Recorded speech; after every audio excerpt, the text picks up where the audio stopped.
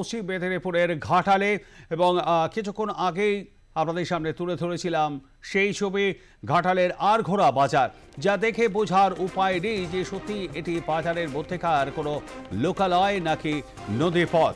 দেখছেন সেই ছবি, সেখানে ইতিমধ্যেই চলছে নৌকো, রয়েছেন প্রতিনিধি রেক। রেক, কি ছবিটা দেখতে পাচ্ছ? প্রবীরদা, ঘাটালের আড়ঘোড়া বাজার প্রতি বছরই কিন্তু এইরকমই জলের তলায় দেখতে পাওয়া যায় বছরের একটা সময়। যদি ছবিটা দেখাই, গতকাল সকালবেলা কিন্তু এই বাজার অঞ্চল খুলেছিল, প্রতিটা দোকানপাট খুলেছিল। গতকাল বা তার আগের দিন সন্ধ্যেবেলা থেকে ঘাটালে কিন্তু কোনো রকম কোনো বৃষ্টি হয়নি। তাহলে এই জল আসছে কোথা থেকে? গতকাল বিকেল থেকে কিন্তু এই জলস্তর বাড়তে থাকে এবং এখনো পর্যন্ত কিন্তু এই জল বেড়েই যাচ্ছে।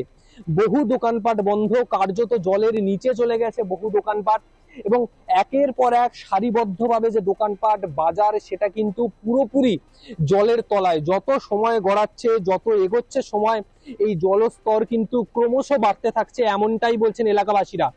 গতকাল বিকেল থেকেই কিন্তু এই জলস্তর বৃদ্ধি শুরু হয়েছে।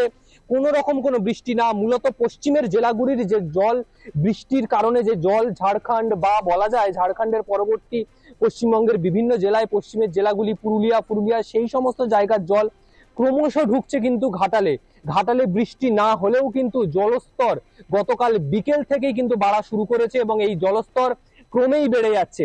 যত দূরে যাওয়া যাবে তত কিন্তু এই জলস্তর যে আরো বাড়ছে, সেই ছবিটাই কিন্তু উঠে আসবে প্রবীরদা। এবং এখন ঘাটালের প্রায় 9টি ওয়ার্ড জলের তলায়। তাদের উপায় একটাই, নৌকো ছাড়া কিন্তু কোনো উপায় নেই। নৌকোই তাদের একমাত্র উপায় এক জায়গা থেকে অন্য জায়গায় যাওয়ার, এছাড়া আর কিন্তু কোনো উপায় নেই তাদের। পানীয় জলের সংকট দেখা যাচ্ছে কিন্তু আবারও ঘাটালবাসীর। প্রতি বছরই এই জল যন্ত্রণা সহ্য করতে হচ্ছে ঘাটালের মানুষদের।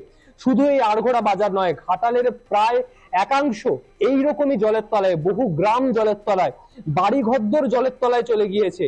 তাদের এখন উপায়, একমাত্র যাওয়া আসার উপায় কিন্তু নৌকোই। পৌরসভা থেকে নৌকোর ব্যবস্থা করা হচ্ছে, পঞ্চায়েত থেকে নৌকোর ব্যবস্থা করা হচ্ছে এক জায়গা থেকে অন্য জায়গায় যেতে। তাদের 2 ঘন্টা 3 ঘন্টা নৌকো করে আসতে হচ্ছে তাদের নিত্য প্রয়োজনীয় জিনিস কিনতে। গোটা বাজার বন্ধ, একের পর এক দোকান বন্ধ। তাদের উপায় এখন একটাই, নৌকো করে আসা। তাদের বাড়ি ঘরদোর জলের তলায় চলে গিয়েছে।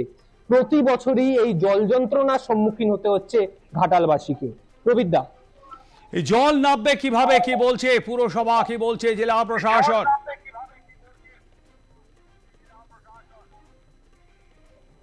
যেটা বলা হচ্ছে যে রূপনারায়ণ বা ঝুমি নদীর জল যখন নামবে তারপরে কিন্তু এই জল যন্ত্রণা কমবে, কিন্তু জলস্তর এই মুহূর্তে কিন্তু একদম নদীর বিপদসীমা পেরিয়ে গিয়েছে। খেতে জল ঢুকে গেছে, গ্রামের মধ্যে জল ঢুকে গিয়েছে, অর্থাৎ জল কমার কিন্তু এই মুহূর্তে কোনো সম্ভাবনা নেই। প্রায় 12 ঘন্টা অতিক্রান্ত হয়েছে গতকাল বিকেল থেকে, যদি ধরা হয় প্রায় 12 ঘন্টার কাছাকাছি। তার মধ্যে এত পরিমাণে জলস্তর বৃদ্ধি, সকাল থেকে গোটা বাজার এলাকা কাঠ ফাটা শুকনো ছিল, কিন্তু বিকেল হওয়ার সাথে সাথে কিন্তু এই পরিমাণে জলস্তর বৃদ্ধি। এই কিছুক্ষণের মধ্যে বহু দোকানদাররা এসেছিলেন, ব্যবসায়ীরা এসেছিলেন, তারা দেখছেন এবং বলছেন গতকাল সকালে তারা দোকান খুলেছিলেন এই বাজারের মধ্যেই, কিন্তু আজকে থেকে এত পরিমাণে জলস্তর বৃদ্ধি পেয়েছে যে আর দোকানপাট খুলতে পারছেন না। এখন ভরসা একটাই, নৌকো ছাড়া তাদের আর কোনো ভরসা নেই।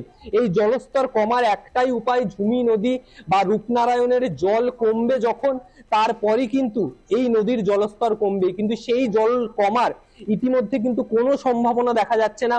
একের পর এক নদী বাঁধ ভাঙছে, একের পর এক নদীর ওপর অস্থায়ী বাঁশের সাঁকো ভাঙছে, কিন্তু পশ্চিম মেদিনীপুরের এই ঘাটালের জল যন্ত্রণা কিন্তু প্রতি বছরের মতন একই থাকছে। একদমই তাই। আপাতত ধন্যবাদ আমাদের সঙ্গে থাকবার জন্য। কথা বলছিলাম আমাদের প্রতিনিধি রেক পুরকাস্তের সঙ্গে এবং তার থেকে বিস্তারিত শুনলেন এবং দেখলেন।